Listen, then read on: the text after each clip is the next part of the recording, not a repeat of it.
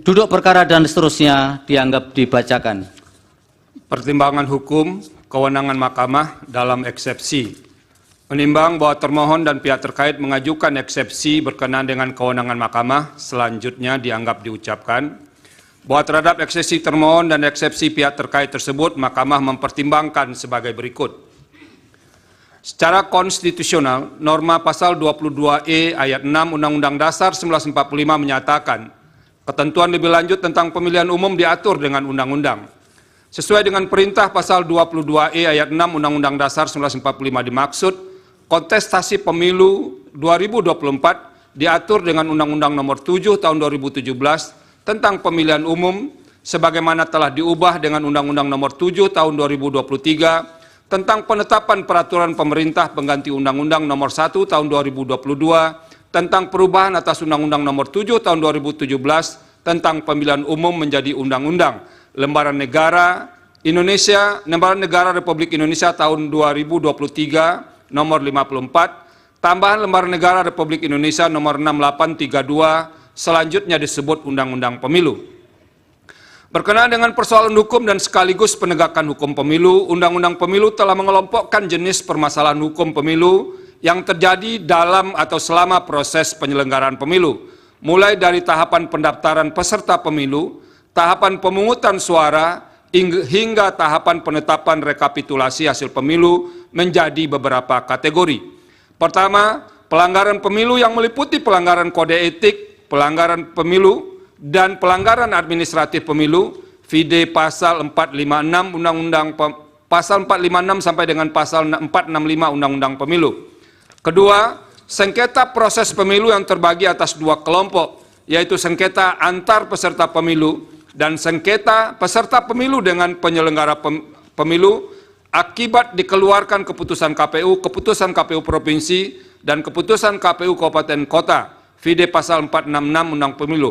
Ketiga, tindak pidana pemilu, vide pasal 476 sampai dengan pasal 487 Undang-Undang Pemilu. Keempat, perselisihan hasil pemilu, vide pasal 473 sampai dengan pasal 475 Undang-Undang Pemilu. Sesuai dengan konstruksi normatif dalam Undang-Undang Pemilu sebagaimana telah dikategorikan di atas, penyelesaian permasalahan hukum pemilu di masing-masing kategori diserahkan kepada lembaga yang berbeda. Dalam hal ini pelanggaran ihwal kode etik penyelenggara pemilu, baik yang dilakukan oleh anggota KPU maupun anggota Badan Pengawas Pemilihan Umum atau Bawaslu, diselesaikan oleh Dewan Kehormatan Penyelenggara Pemilu atau DKPP, vide pasal 457 ayat 1 Undang-Undang Pemilu. Sementara itu penyelesaian permasalahan hukum terkait dengan pelanggaran administratif pemilu, termasuk yang terjadi secara terstruktur, sistematis dan masif menjadi kewenangan Bawaslu, vide pasal 461 ayat 1 Undang-Undang Pemilu. Demikian juga dengan sengketa proses pemilu menjadi wewenang Bawaslu, pasal 468 ayat 1 Undang-Undang Pemilu. Adapun sengketa proses pemilu yang berkaitan dengan A, verifikasi partai politik peserta pemilu, B, penetapan daftar calon tetap anggota Dewan Perwakilan Rakyat atau DPR, Dewan Perwakilan Daerah atau DPD, Dewan Perwakilan Rakyat Daerah atau DPRD Provinsi dan DPRD Kabupaten Kota, dan C, penetapan pasangan calon presiden dan wakil presiden berada dalam kewenangan Bawaslu. Berkaitan dengan kewenangan tersebut, bila mana tidak menerima putusan Bawaslu, kontestan pemilu dapat mengajukan sengketa proses pemilu ke Pengadilan Tata Usaha Negara atau PTUN, vide pasal 470 Undang-Undang Pemilu. Selanjutnya terkait dengan penyelesaian tindak pidana pemilu menjadi kewenangan Bawaslu, Kepolisian, dan Kejaksaan Agung yang tergabung dalam Sentra Penegakan Hukum Terpadu atau Gakumdu, vide pasal 486 Undang-Undang Pemilu. Terakhir, penyelesaian perselisihan antara KPU dengan peserta pemilu mengenai penetapan perolehan suara hasil pemilu anggota DPR, DPD, dan DPRD secara nasional, dan penetapan perolehan suara hasil pemilu presiden dan wakil presiden menjadi kewenangan Mahkamah Konstitusi, vide pasal 474 dan pasal 475 Undang-Undang Pemilu. Kewenangan konstitusional Mahkamah Konstitusi untuk menyelesaikan perselisihan hasil pemilu pada tingkat pertama dan terakhir yang putusannya bersifat final diatur dalam pasal 24C ayat 1 Undang-Undang Dasar 1945.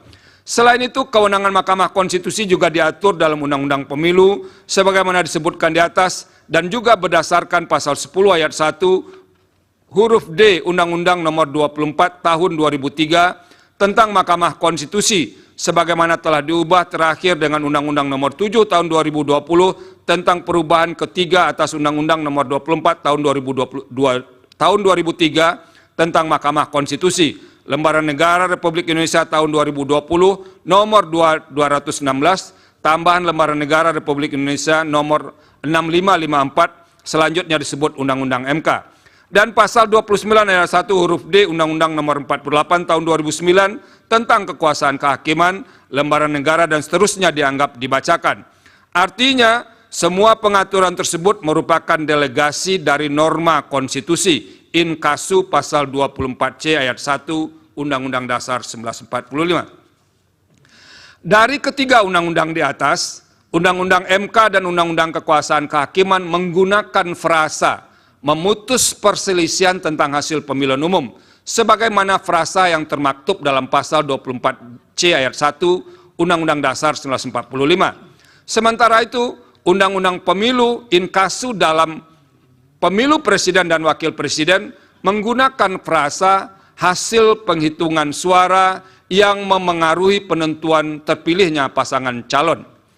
Terlepas dari adanya perbedaan tersebut, menurut Mahkamah, kewenangan untuk menyelesaikan perselisihan hasil pemilu presiden dan wakil presiden tidak dapat dilepaskan dari kewajiban konstitusional Mahkamah Konstitusi sebagai peradilan konstitusi yang harus memastikan penyelenggaraan pemilu tidak melanggar azas-azas pemilu yang bersifat langsung, umum, bebas, rahasia, jujur, adil, dan berkala sebagaimana ditentukan dalam pasal 22E ayat 1 Undang-Undang Dasar 1945. Artinya, secara konstitusional, Undang-Undang Dasar 1945 mengandung semangat yang menghendaki penyelenggaraan pemilu yang berkeadilan, demokratis, dan berintegritas.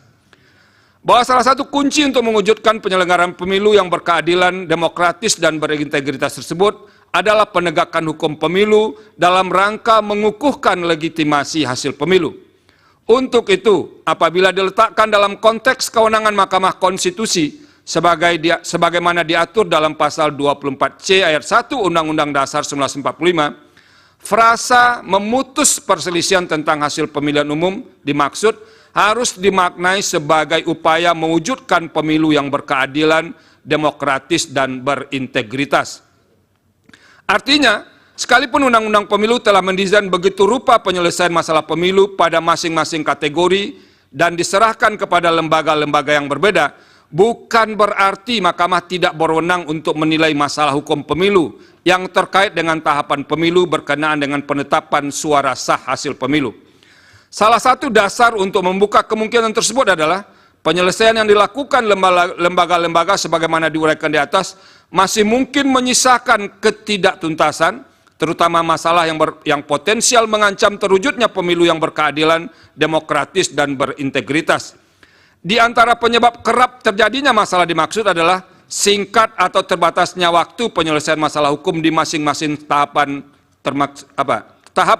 termasuk terbatasnya wewenang lembaga yang diberi kewenangan untuk menyelesaikan masalah-masalah hukum pemilu.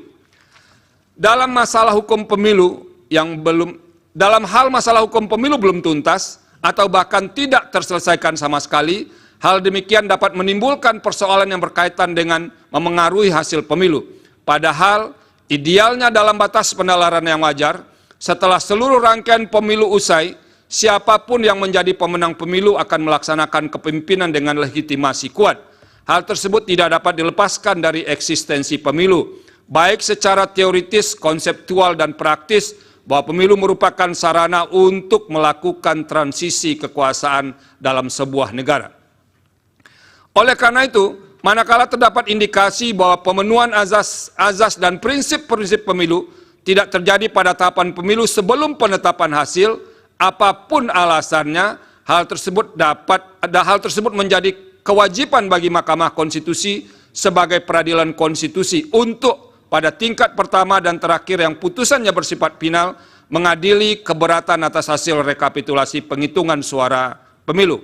Dengan demikian, Mahkamah tidak memiliki alasan untuk menghindar menghadiri, Dengan demikian, Mahkamah tidak memiliki alasan untuk menghindar mengadili masalah hukum pemilu yang berkaitan dengan tahapan pemilu berkenaan dengan penetapan suara sah hasil pemilu, sepanjang hal demikian memang terkait dan berpengaruh terhadap hasil perolehan suara peserta pemilu. Bahwa paradigma sebagaimana diuraikan di atas telah menjadi pendirian mahkamah sejak menangani perselisihan hasil pemilu presiden dan wakil presiden 2004 hingga pemilu presiden dan wakil presiden 2019.